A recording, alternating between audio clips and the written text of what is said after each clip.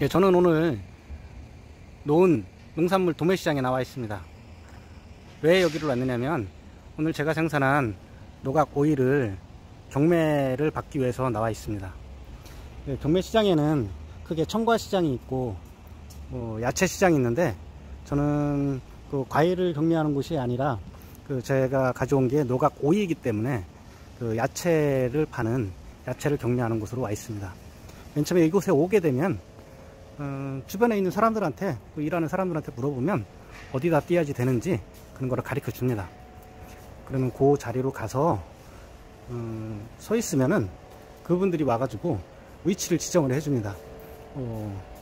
죽힌 호박은 호박 놓는 자리가 있고, 오이는 오이 놓는 자리가 있고, 고추는 고추 놓는 그런 자리가 있기 때문에 그곳에서 내려놓습니다.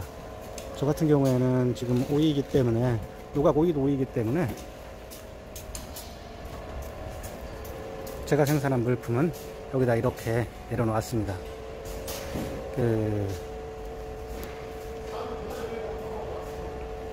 근데 오이를 납품하면서 있어서 노각 오이를 보면은 규격화되어 있는 박스는 없습니다. 자기가 알아서 내는데, 대부분이 이렇게 박스다 담아오면 높게 쌀 수가 있고 보기도 좋고 그렇기 때문에 가능하면 박스에다 납품을 하는 것이 가격을 조금 더 높게 받습니다. 제가 봤을 때는 5%에서 10% 정도는 더 받는 것 같아요. 그렇지만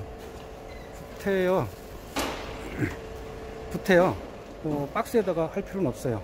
웬만한 박스 하나 제작하는데 한 1,000원씩 하고 기본 단위가 1,000개입니다. 그럼 100만원 정도가 필요한데 몇 개 납품하자고 100만원씩 돈을 드릴 수가 없어요. 이분 같은 경우도 이렇게 공용 박스로 해서 제작을 했던 것 같습니다. 그런데 여기 잘 보시면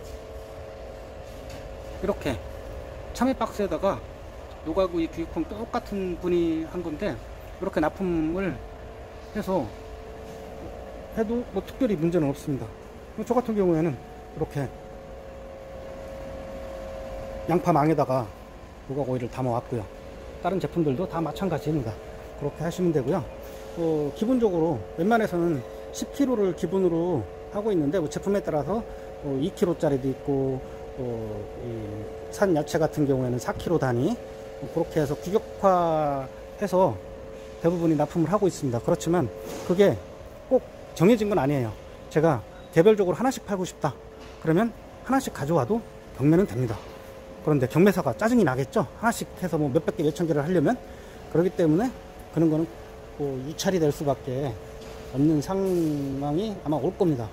예, 가지 같은 경우 지금 여기 5kg 박스에다 담아서 왔고, 오는 거는 뭐 개수로 담아서 오는 경우도 있고, 자기가 원하는 대로 이렇게 담아 오시면 경매는 다 됩니다. 네, 여기 같은 경우에는 오이인데 15kg 상자에다가 이렇게 담았네요. 이렇게 해가지고 담아 오시면 되고, 네, 어쨌든 이렇게 규격화가 되어 있는 박스는 없지만 자기가 원하는 게 조금 구별을 할 수 있게끔 대부분 자기가 납품하는 거에, 고추 같은 경우는 20kg 단위로 대부분 납품을 합니다. 그럼 그 수량만 해서 일반적으로 박스에다가 담아 오는데, 후퇴 박스에다 안 하고 양파망에다가 담아 와도 무관은 하다. 맞습니다. 예수 보세요. 내가 무관으로 엄청나. 네, 그렇습니다.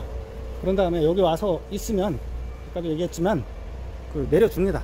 내려주고 나면 여기 출하 상담실 가가지고, 사무실에 가가지고 송장을 작성을 해야 됩니다. 송장은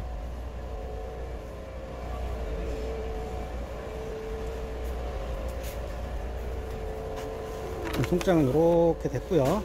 날짜는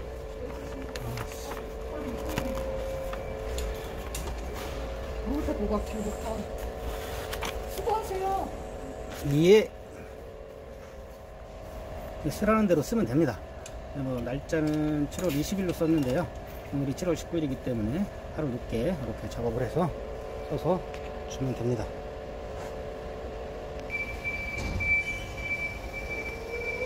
네, 여기다 납품을 할 때 어떤 사람들은 농협에 통해서 납품을 해야 되느냐, 농협 무슨 서류가 필요하느냐.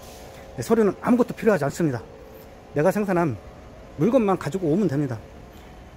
아까도 얘기했지만 뭐 1kg 단위로 가져오든 5kg 단위로 가져오든 4kg 단위로 가져오든 하여튼 가지고만 오면 뭐든 다 팝니다.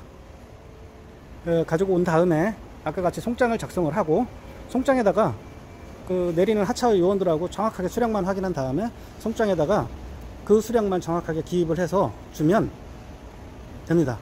아, 꼭 알아야 될 게 있습니다. 그거는 그 통장 번호. 네. 입금을 그 경매가 되면 입금이 돼야 될 통장 번호만 알고 있으면 무조건 다 거래는 됩니다. 그러면 언제까지 납품을 가져와야 되느냐면 아무 때나 가져오면 됩니다. 대신에 그 12시 이전에, 그 날이 가기 전에 12시 이전에 가져오면 이 사람들이 12시 이전까지 그 온 물품에 대해서 서류를 만들어 가지고 한 대부분이 그 다음날 새벽 한 4시경에 경매를 시작을 하게 됩니다. 여기 같은 경우는 아마 새벽 2시 정도서부터 경매를 하는 걸로 알고 있습니다. 그래서 12시 이후에 경매를 진행을 하게 됩니다. 그렇기 때문에 12시 이전에 가져오야 되고요. 그 만약에 12시가 넘었다 그랬을 경우에는 다음날, 그러니까 다다음 날이 되겠죠.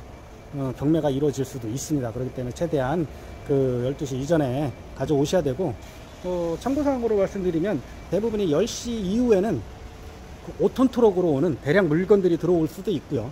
또 여기 경매장이 그렇게 넓지 않기 때문에 꽉 차가지고 물품을 내릴 수 없는 경우가 생길 수도 있어요. 그렇기 때문에 내가 경매를 받고 싶다 그러면 무조건 받아야 된다 그러면 10시 이전에 경매장으로 오기를 권장을 드립니다. 네, 그러면 이제 경매가 진행이 경매장마다 좀 틀리지만 새벽에 이제 경매가 되고, 경매가 되면 거기 내 송장에 기록한 그 전화번호로 경매 가격이 써서 그 경매 가격이 문자로 옵니다. 문자로 오고 나면 수수료, 경매 수수료 6%하고 그 하차비, 하차비는 뭐 박스당 한 100원 정도? 그 정도에서 경매 수수료 6%하고 박스값을 제외한 금액이 그 다음날 입금이 됩니다. 그런데 뭐 그렇게 되면 이제 경매는 끝나는 거고요. 그런데 하나, 만약에 내가 10,000원을 받으려고 그랬는데 100원밖에 안 됐다 그랬을 경우에는 경매를 취소하고 싶잖아요. 그러면 그 문자 온 다음에 경매사 사무실로 전화를 해가지고 나 이거 유찰시켜 주세요 라고 얘기하면 유찰이 됩니다. 그러면 그쪽에 경매 사무실에서 물어보겠죠. 이거를 직접 싣고 갈 거냐 택배로 보내줄 거냐 그거 결정만 하면 이 처리가 다 됩니다. 그렇기 때문에 너무 헐값에 팔 필요는 없고요. 그렇습니다. 오늘은 경매장에 와서 경매에 대한 대략적인 내용을 알아보았습니다.